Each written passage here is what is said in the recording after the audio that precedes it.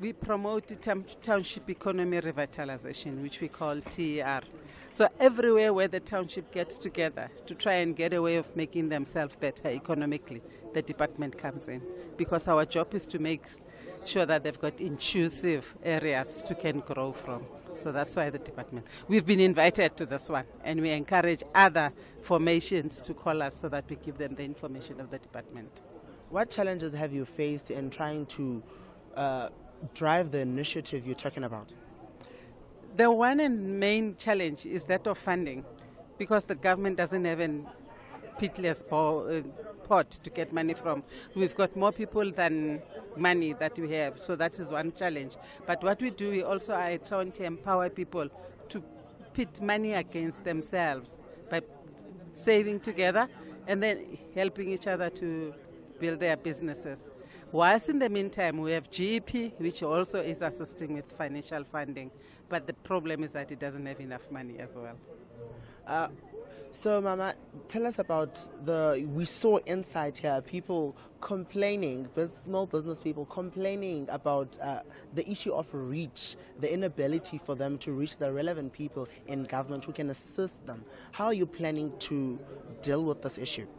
They'll be angry with you for saying they were complaining. I didn't hear any complaints. People were putting forward their views as to their problems of accessibility. But what we do, the department have a number of agencies.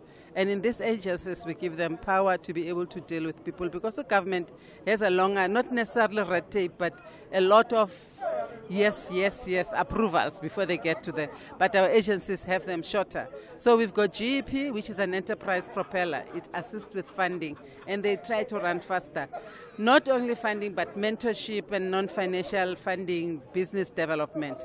We've got GTA. They also assist in funding all the tourism-related agencies. Tourism would be your BNBs, tourists, and all the other events that are happening in the township. We've got GGDA. This is Gauteng Growth Development Agents.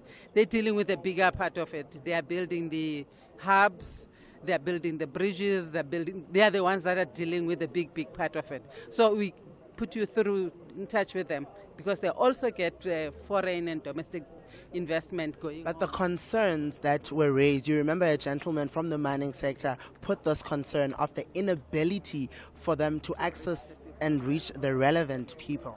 I agree with you, is that we still are slow. Another thing is that they think the only access is us being here. But we also have our website that has everything.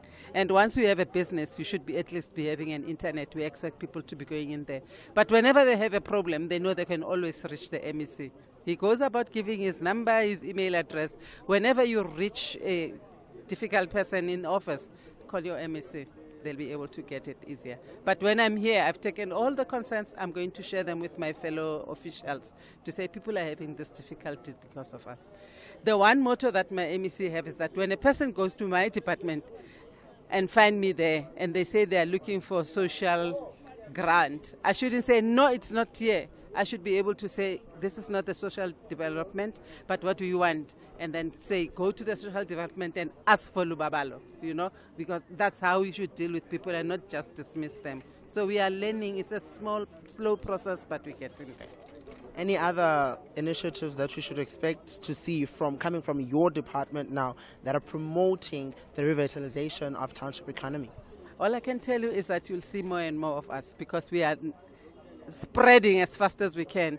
The unit is not that big, meaning we can't be running to everywhere, but we make sure that of the 5 regions that the province have, we touch every one of them at least once a month. So to make sure that we keep in touch with the businesses and make feel alive, we are always there. But they can always call my office anytime. I've left my details in there and we'll get it going. It really ranges. It can be financial assistance, but it can also be in terms of marketing your business to potential clients. But which are the ones that have affected you? Financial assistance in terms of growing the business. When you run a tourism company, you need the latest vehicles, for example. Your clients need to be comfortable. What we push for at all times is a 5-star luxury treatment. So if you're lacking in that regard in terms of being able to get finance, to get assets like that, it becomes a bit of a stumble block. How long have you been in the business? About 13 years. And in the recent months, there's been incidents of violence here around Joburg. How has that affected your business? Well, Johannesburg has got a reputation throughout the world of being not the safest place to be. But what we do is, at all times, we try and assure our clients that their safety is our priority. But any incident of either whether it's attack on visitors, whether it's crime towards visitors, or whether it is protest marches that you see in the streets, that can have a very severe effect on in terms of your clients coming over to do the tours. And the financial impact? It is always massive.